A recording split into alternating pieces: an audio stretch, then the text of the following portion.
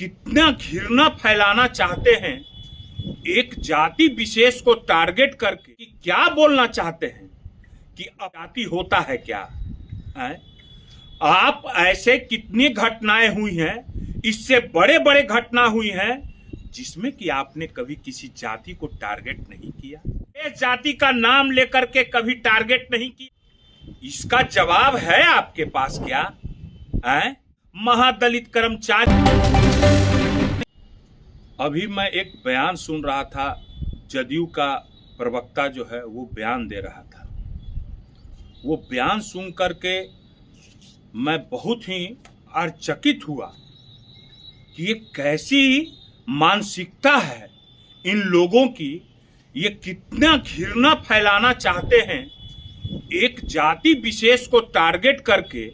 माने कि क्या बोलना चाहते हैं कि अपराधी का भी जाति होता है क्या है? आप ऐसे कितनी घटनाएं हुई हैं, इससे बड़े बड़े घटना हुई हैं जिसमें कि आपने कभी किसी जाति को टारगेट नहीं किया, किसी विशेष जाति का नाम लेकर के कभी टारगेट नहीं किया। इसका जवाब है आपके पास क्या है? इससे पहले भी कितने दरोगा की हत्या हुई, ट्रिपल मर्डर हुआ, महादलित कर्मचारी की हत्या हुई, मुखिया की हत्या हुई। क्या कभी विशेष जाति का नाम लेकर के कभी आपने टीका टिप्पणी की? नहीं की। क्यों किया आपने ऐसा? मैं जानता हूं, मैं इस बात को पूरी तरह से जान रहा हूं और मैं समझ रहा हूं। इसी के लिए मैंने कहा था कि आप राजनीतिक रूप से रखैल हैं, राजनीतिक के रखैल हैं, तो भाषा कैसी होगी जाति विशेष की बात करना? और क्या आप जज हैं जो आपने सब तय कर दिया? आज तक मैंने ऐसा इतिहास में नहीं सुना होगा कि 12 मास्टरमाइंड को क्या किया गया। ये तो पुलिस है, और क्या पुलिस कर रही है? क्या आपका कभी नीट छात्रा के मामला में गला फटा था? विशेष जाति करके लोगों के बारे में आपने कौन कौन उसमें शामिल है?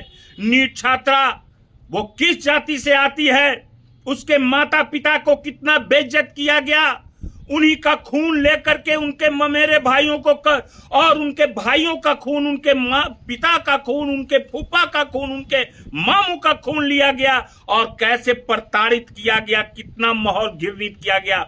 उस समय कभी आपका कंठ फूटा था? प्रवक्ता महोदय जदयू के, मनोहर पोथी के ज्ञाता, शर्म आनी चाहिए आपको। शर्म नहीं है? आपके घर में भी सब बहुत लोग हैं।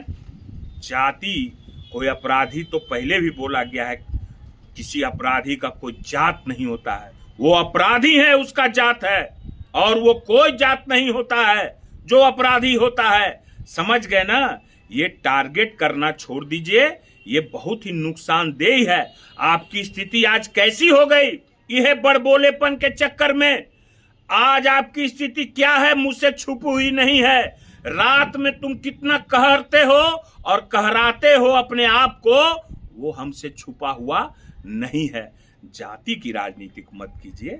क्या ये समाज को आप क्या करना चाहते हैं? जो भी लोग इसमें है वो अपराधी है तो अपराधी है। क्या एक ही जाति के विशेष लोग अपराधी हैं क्या?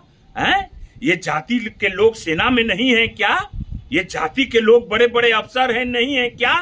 आप एक विशेष जाति को टारगेट करके क्या अपने पार्टी में जादव जो उप मुख्यमंत्री हैं विजेंद्र यादव को गाली नहीं दे रहे हैं?